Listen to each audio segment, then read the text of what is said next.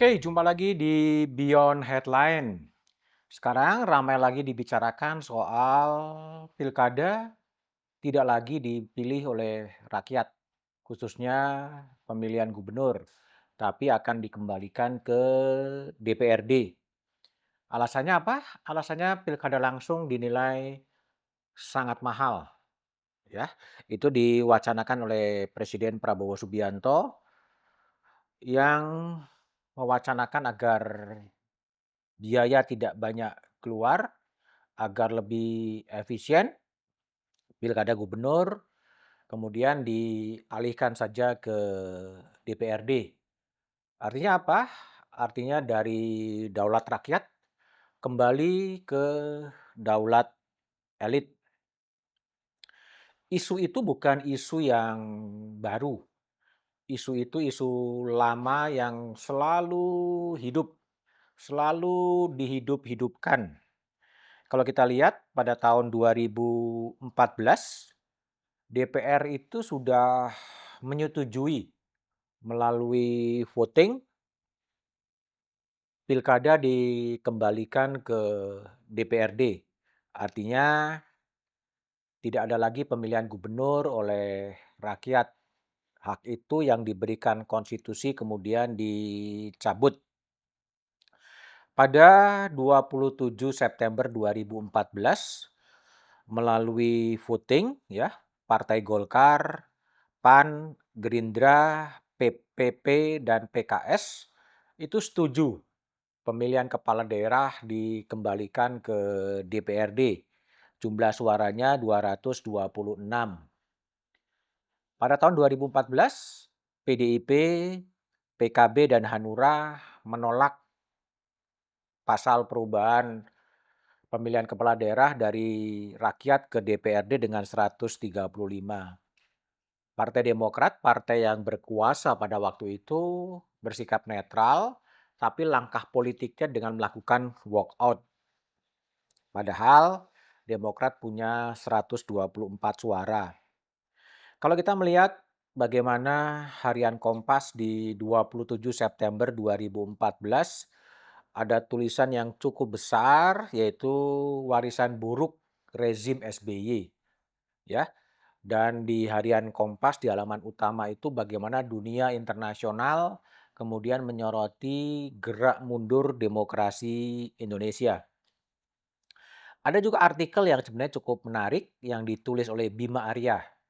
Pada waktu itu Bima Arya adalah wali kota Bogor, ya. Dan kemudian di artikelnya di 8 September 2014, Bima menulis demikian. Rencana kembalinya pemilihan kepala daerah ke DPRD adalah arus mundur dan ancaman serius bagi proses konsolidasi demokrasi.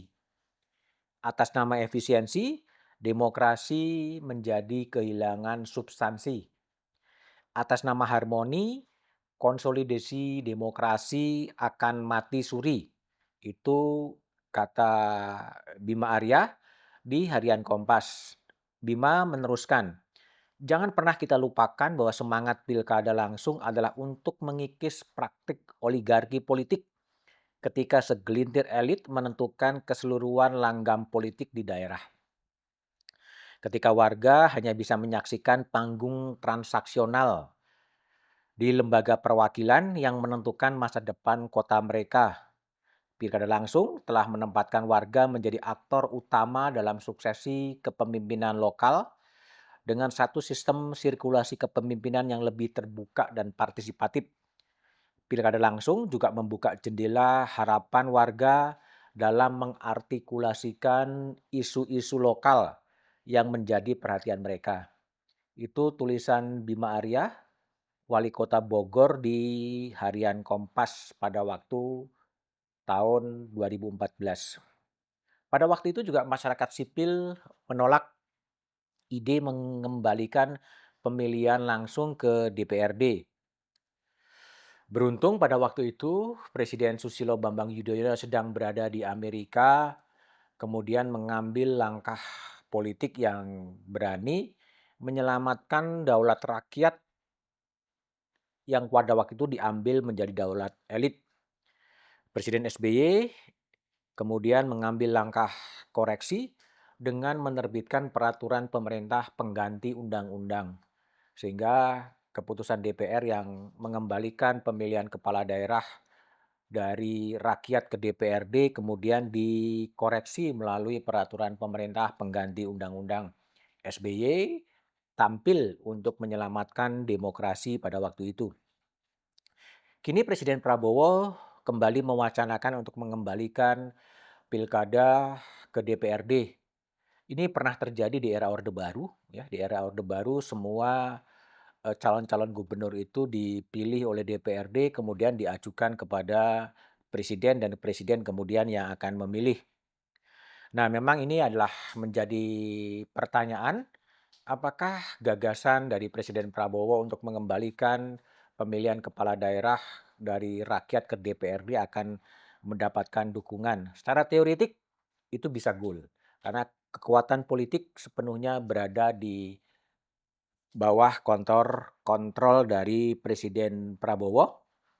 Hanya PDIP dan Nasdem yang berada di luar. Sehingga sangat terbuka kemungkinan kemudian pada tahun-tahun ini kemudian daulat rakyat itu kemudian diambil kembali ke daulat elit. Setelah itu apa? Apakah kemudian akan ada amandemen konstitusi, kemudian yang akan mengotak-atik pemilihan presiden kembali ke MPR? Sangat mungkin terjadi. Kita harus bisa menyaksikan. Tapi yang terjadi adalah apa? Gelombang balik demokrasi. Jadi Samuel Huntington itu juga sudah melihat bahwa tren kembalinya demokrasi ke normalisasi, ke sesuatu yang lebih elitis itu kemudian terjadi. Kalau kita lihat 6 amanat reformasi, kita coba lihat di tahun 1998, pengadilan terhadap mantan Presiden Soeharto tidak bisa dijalankan.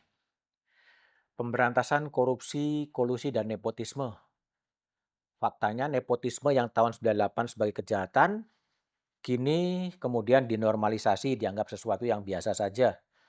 Supremasi hukum. Kadang-kadang hukum sekarang ini dianggap sebagai alat dari kekuasaan. Tuntutan cabut dui fungsi ABRI pada waktu itu juga kemudian sekarang kemudian menjadi multifungsi. Otonomi daerah, desentralisasi, sekarang terjadi resentralisasi ke Jakarta. Yang masih bisa berjalan adalah amandemen konstitusi. Sehingga memang ada proses gelombang balik dari demokrasi menuju rezim yang tidak demokratis lagi. Itu yang kemudian terjadi sekarang ini. Memang akan diuji apakah Bima Arya yang pada waktu itu adalah wali kota Bogor yang mengatakan pilkada lewat DPRD adalah kemunduran demokrasi akan tetap sama. Karena posisi Bima Arya sekarang posisinya adalah sebagai wakil menteri dalam negeri yang diberi tugas untuk melakukan pembahasan undang-undang politik atau memang situasi politiknya sudah berubah dan juga bagaimana posisi Partai Demokrat apakah seperti pada SBY 2014 menolak atau kemudian juga sudah berubah bahwa pilkada itu memang harus dikoreksi iya karena dikatakan biaya mahal tapi perlu dilihat mahalnya pilkada itu di mana apakah ada biaya perahu biaya mahar di partai politik. Karena saya mendengar dari calon-calon bupati yang berada di luar Jawa, dia harus membayar 300-400 juta untuk satu kursi DPRD. Sehingga kalau ada 8 kursi ya 8 kali 400 juta itu berarti akan keluar di angka yang 4,8 miliar dia harus keluarkan untuk membeli kursi DPRD. Apakah mereka mengakui? Pasti tidak mau mengakui karena itu akan merugikan. Tapi dalam percakapan-percakapan yang lebih informal angka itu muncul. Dan juga bagaimana mengatasi politik uang itu adalah PR. Yang juga lebih penting adalah bagaimana partai politik bisa menemukan pemimpin-pemimpin yang memang punya visi, punya komitmen untuk pembangunan, bukan hanya sekedar punya uang untuk membeli. Sehingga memang kreativitas dalam mendesain pilkada perlu dilakukan agar daulat rakyat yang sudah dimiliki tidak diubah menjadi daulat elit. Misalnya, apakah tidak terbayangkan dengan e-voting? Kalau semua berbicara soal berbicara soal digitalisasi, kenapa tidak berani melangkah dengan e-vote? Sehingga perlu ada daerah-daerah yang sudah siap melakukan e-voting sehingga biaya itu kemudian bisa ditekan.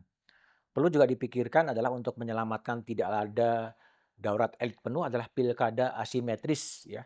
Tidak semuanya harus kemudian dipilih oleh DPRD, tidak semuanya juga kemudian dipilih oleh rakyat, tapi harus ada kriteria terus.